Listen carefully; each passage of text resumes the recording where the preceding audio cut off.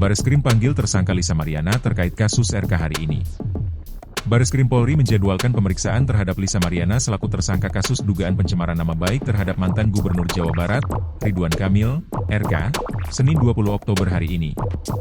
Kabag Penum Ropenmas di Humas Polri, Kombes Erdi Acaniago mengatakan Lisa dijadwalkan dimintai keterangan sebagai tersangka pada pukul 11 waktu Indonesia Barat.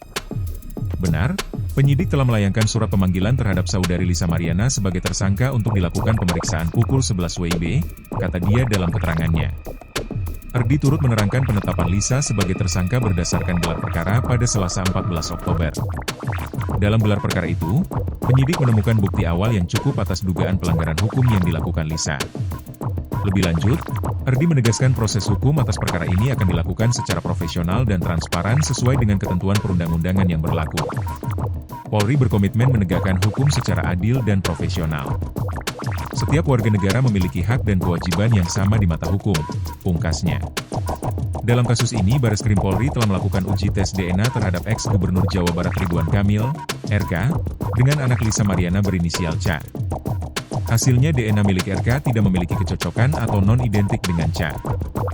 Download Tribun X sekarang, menghadirkan lokal menjadi Indonesia.